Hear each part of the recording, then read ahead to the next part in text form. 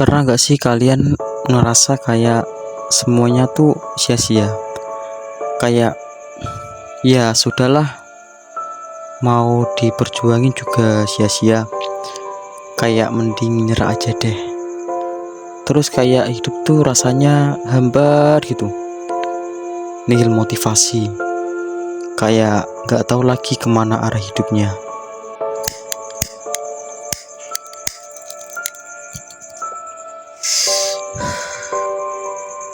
Hai, aku Jamal. Bagaimana kabar kalian sekarang?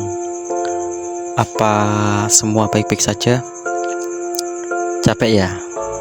Sama kok, kita semua tuh capek. Tapi aku harap hari ini kalian harus tetap bersyukur ya. BTW mau cerita sedikit nih. Dulu aku tuh punya mimpi. Nah, mimpi itu tuh sudah aku susun dari kecil, satu demi satu, keping demi keping aku susun. Tapi di satu momen tuh aku sudah gak berdaya lagi, sebab cita-citaku dulu yang sudah aku bangun dari kecil malah dihancurkan oleh keluargaku. Sedih sih kalau gue inget ini.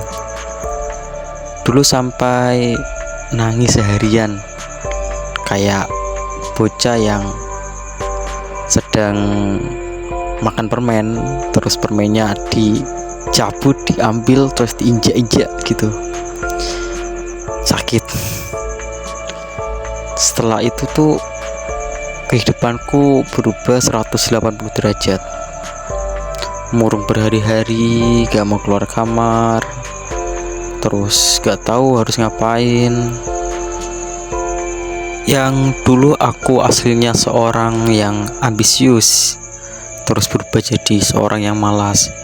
Dulu aku seorang yang penuh dengan motivasi, terus sekarang menjadi seorang yang minder.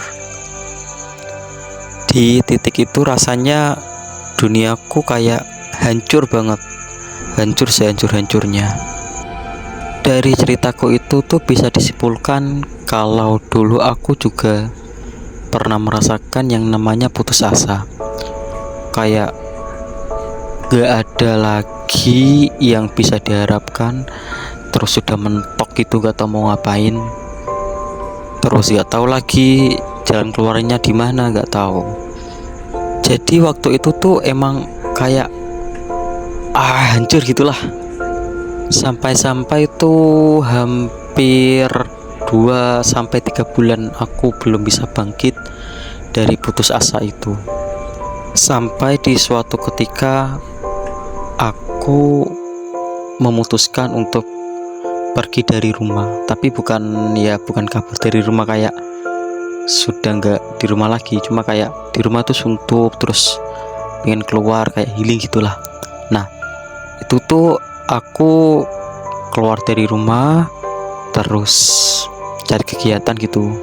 Nah, kegiatan yang aku lakukan itu beranjang. Kalian tahu gak beranjang? Beranjang tuh kayak cari ikan di rawa, pakai jaring, terus di situ tuh kayak ada gubuknya gitu. Nah, dalam kegiatan itu tuh terjadi beberapa minggu, kayak hari ini aku beranjang, besok beranjang, terus terus gitu sampai berminggu-minggu. Sampai di suatu malam aku rebahan di gubuk sambil ngeliatin bintang. Terus tanpa sadar ternyata air mataku jatuh. Nah, tiba-tiba tuh kayak ke flashback itu.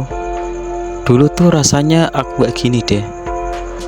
Dulu kayak aku tuh ya ambis, aku penuh motivasi, punya tujuan hidup, punya cita-cita. Sampai-sampai aku bertanya ke diriku, di mana diriku yang dulu? Di mana? Nah, di malam itu tuh juga kayak ngebayangin wajah orang tuaku yang semakin hari semakin menua. Terus bayangin wajah adik-adikku. Masa aku mau nyerah sih? Masa sebab kejadian itu aku sudah gak mau bangkit lagi? Putus asa tuh emang semenyebalkan itu, bikin orang murung, bikin orang gak semangat, bikin orang gak punya tujuan hidup lagi.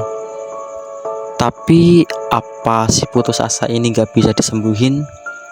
Ya pastinya bisa. Lanjut dengerin ceritaku. Hehehe. Jadi tuh setelah aku mau untuk bangkit, jadi kan tadi ke flashback gitu, ada momen aku ke flashback tentang diriku yang dulu. Nah, setelah aku melewati momen itu, aku memutuskan untuk merantau di Surabaya. Nah, awalnya di Surabaya juga masih membekas sisa-sisa akibat kejadian itu. Tapi setelah aku memutuskan untuk mau bangkit, mau gak mau aku harus bisa. Nah, di suatu momen di Surabaya, aku tuh kayak mau jalan-jalan gitu, jalan-jalan menelusuri jalan-jalan di Surabaya. Nah, di waktu itu aku menemui seseorang anak kecil yang jualan kue di pinggir jalan dengan memakai seragam sekolah. Nah, terbesit dalam jiwaku, anak sekecil itu saja nggak putus asa dengan hidupnya, bahkan rela untuk jualan di pinggir jalan setelah pulang sekolah. Terus aku jalan-jalan lagi, ketemu seorang kakek-kakek dengan kondisi badan kurus keronta. Dengan senyumannya dia menyapaku. Terus terbesit lagi di hatiku, kayak orang ini saja masih bisa tersenyum padahal kondisinya seperti itu. Nah, setelah itu tuh seharian aku kayak merenung gitu. Ternyata enggak semuanya kita harus memandang ke atas. Jadi ada kalanya kita harus melihat ke bawah dan merasakan penderitaan orang lain.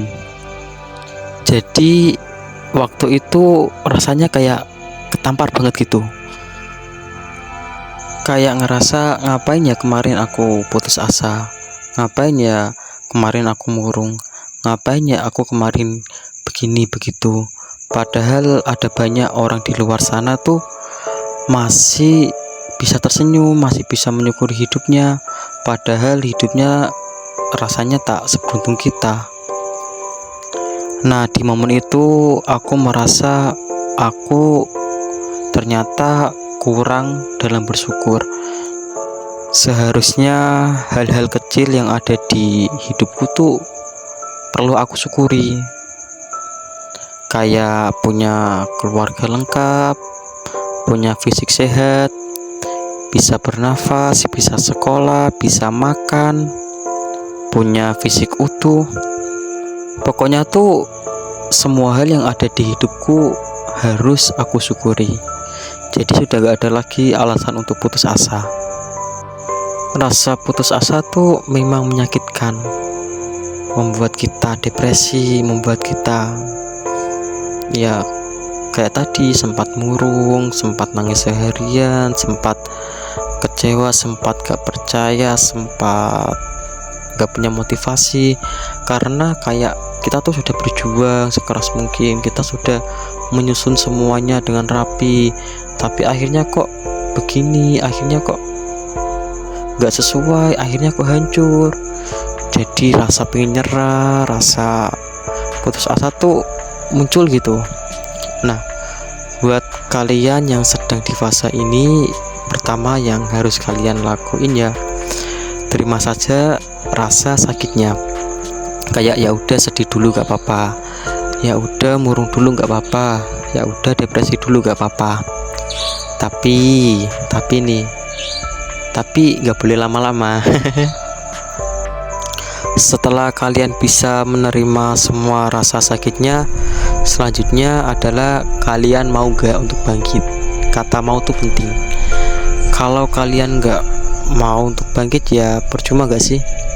Walau semua orang memotivasi kalian untuk bangkit tapi kalian gak mau bangkit, kan ya percuma.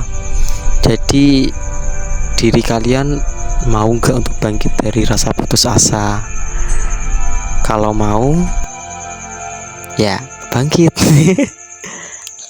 Kalau sudah mau bangkit, coba pelan-pelan disusun lagi cita-citanya, disusun lagi rencananya. Terus coba kalian syukuri apa yang Tuhan berikan ke hidup kalian, walaupun itu hal-hal kecil. Kayak tadi kalian bisa bernafas, kalian punya keluarga, kalian bisa makan, fisik kalian utuh, kalian bisa tidur, kalian bisa sekolah. Nah, semua itu coba kalian syukuri. Hal-hal kecil saja di hidup kalian coba kalian syukuri. Tapi sadar gak sih kalian, kalau kalian sedang di titik tidak berdaya, di titik mentok itu, gak tahu mau ngapain, di titik putus asa lah intinya, di titik itu tuh biasanya tiba-tiba kayak jadi keinget Tuhan. Tiba-tiba kayak Tuhan tuh ngasih jalan keluar buat kita. Seakan-akan Tuhan tuh bilang ke kita, kalau sesempurna apa rencana kita, se-effort apa kita untuk memperjuangkannya, ya tetap saja hasilnya tuh di tangan Tuhan. Kayak seakan menyadarkan kita kalau kita tuh hanya bisa merencanakan, hasilnya tetap Tuhan yang megang. Jadi seakan-akan tuh kalau kita berhasil, kita nggak lagi bilang kayak, ini loh aku sudah berhasil sebab kerja kerasku, ini loh aku gini. Nah, pokoknya dalam kata lain, kalau kita putus asa tuh seakan Tuhan bilang, jangan sombong ya, kamu tuh hanya debu.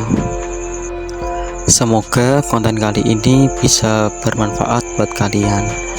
Dan ingat, kalau ada seorang di sekeliling kalian, di sekitar kalian sedang mengalami fase putus asa, tolong bantu mereka, oke? Sebab sebaik-baiknya manusia adalah manusia yang bermanfaat bagi manusia lainnya.